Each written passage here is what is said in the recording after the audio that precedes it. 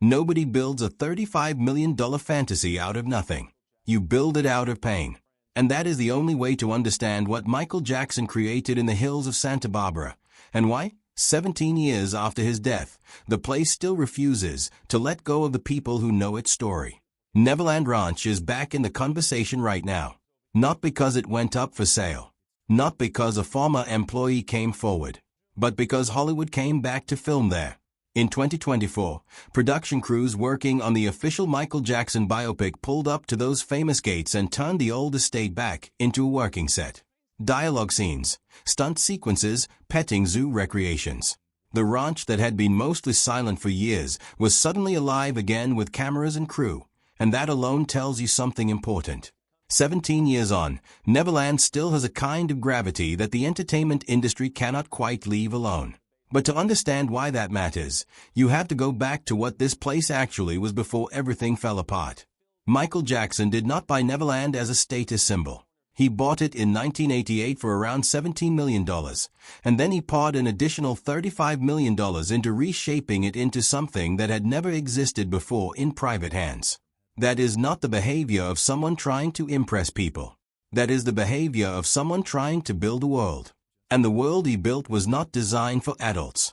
It was designed for the version of childhood he had been denied. The name said everything.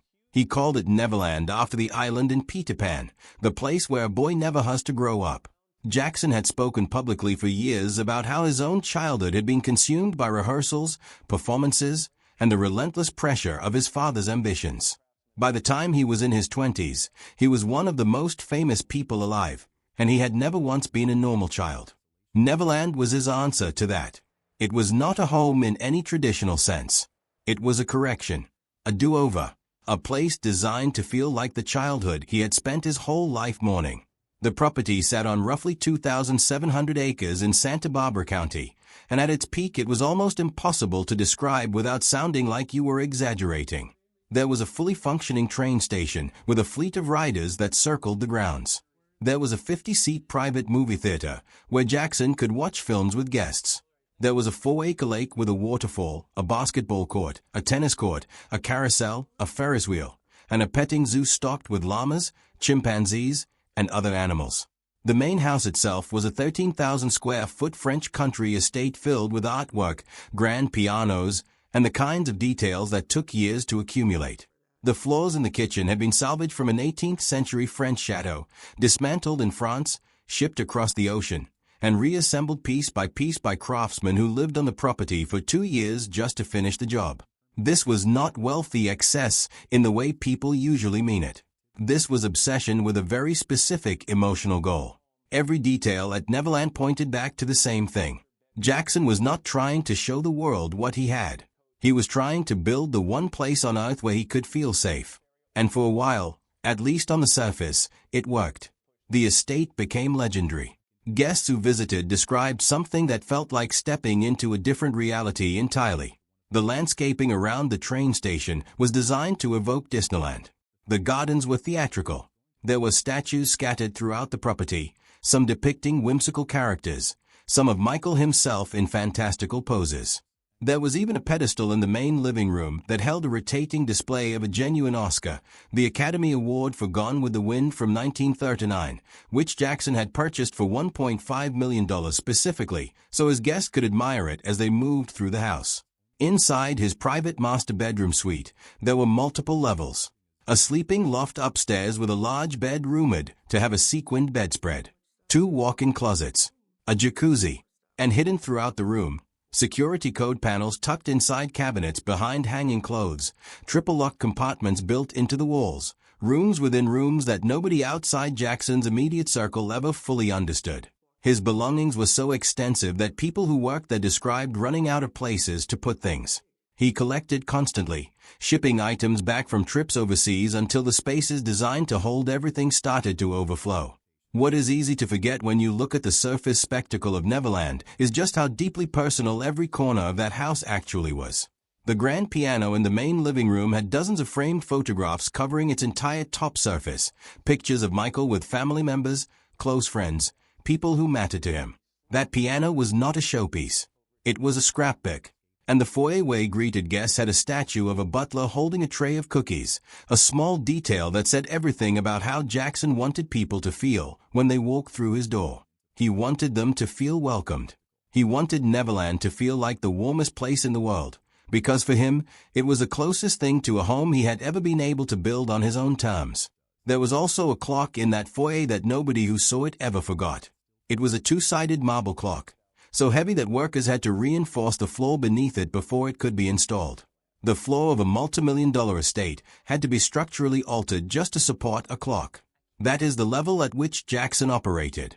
Every object he chose for Neverland was not just an object. It was a statement about the world he was creating inside those gates. Whatever you felt about Michael Jackson, the man himself, you cannot look at what he built at Neverland and dismiss it as simple vanity. There was something genuinely searching about it. Something that felt less like a celebrity's playground and more like a human being trying to solve a problem that money could never quite fix. But the fairy tale did not last.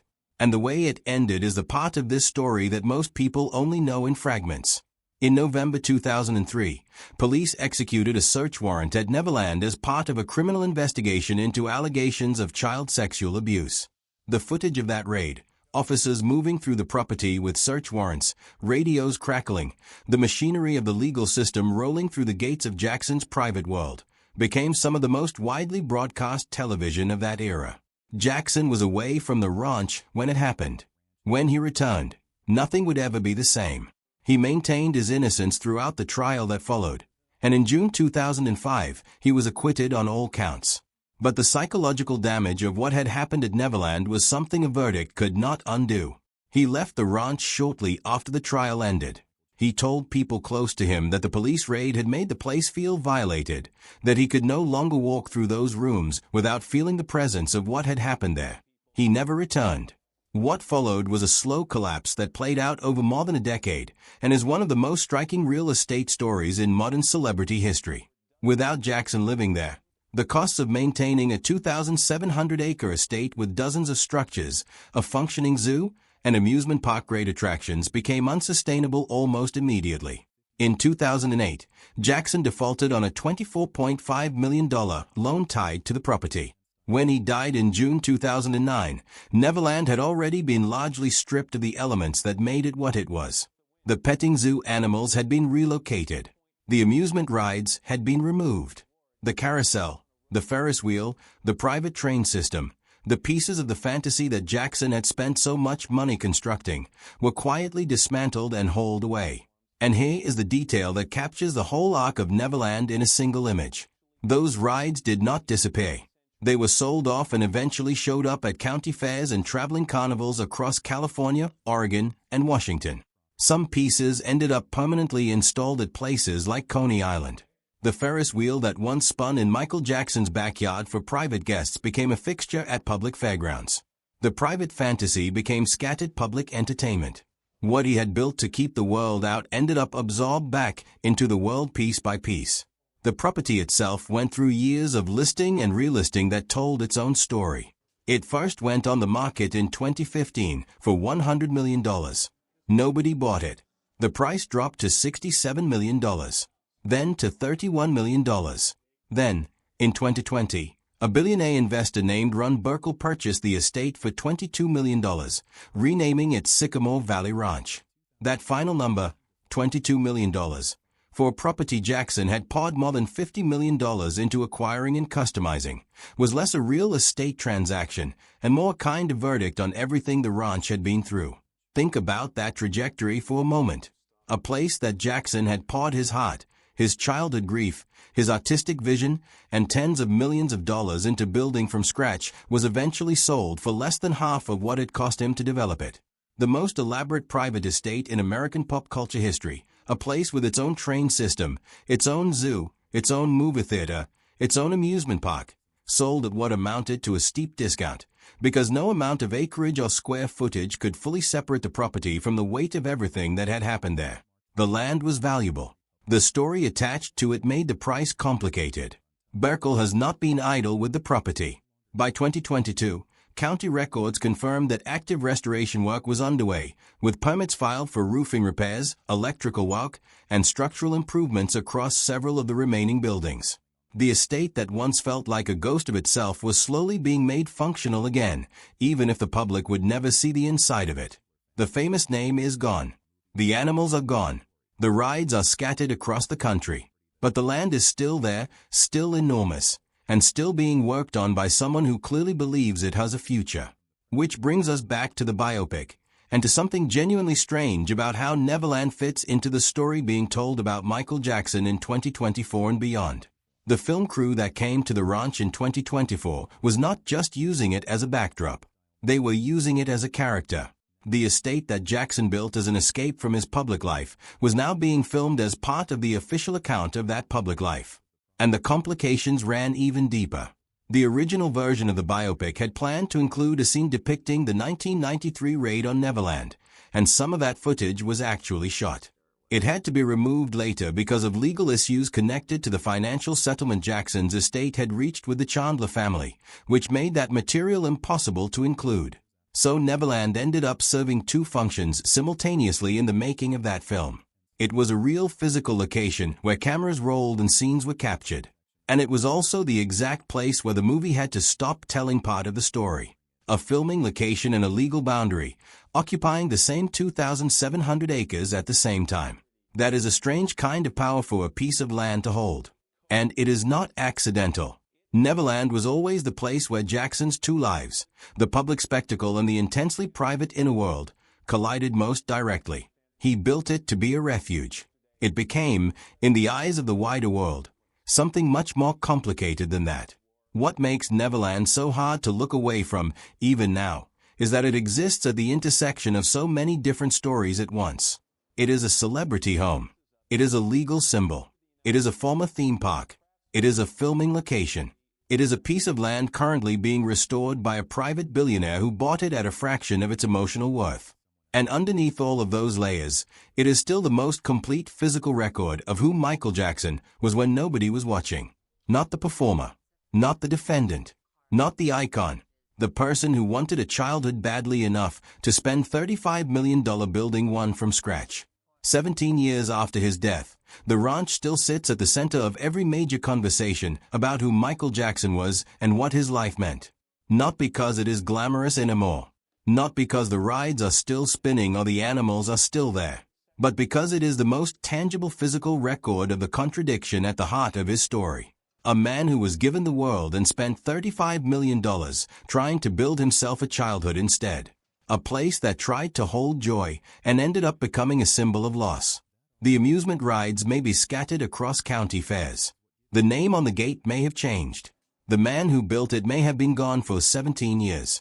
But the story of Neverland is still the story of Michael Jackson, written into every acre of that land whether anyone chooses to read it or not. And that story has a pull that does not weaken with time. It pulls filmmakers back through those gates. It pulls fans who still carve messages into the rocks outside the entrance, writing thank you notes to a man who can no longer read them. It pulls researchers, journalists, biographers, and casual viewers who stumble across one documentary and find themselves 3 hours deep into the history of a ranch they had never thought about before. That pull is not going anywhere, because Neverland was never just a house. It was an argument. Michael Jackson's argument, made in marble and carousel lights and a two-sided clock that was so heavy it nearly fell through the floor, that somewhere inside the most famous person on earth was a boy who just wanted somewhere quiet to call his own. If this kind of deep dive into the lives and legacies of vintage Hollywood's most fascinating figures is what you are here for, subscribe to this channel right now and turn on notifications. There is a lot more where this came from, and you will not want to miss what is coming next.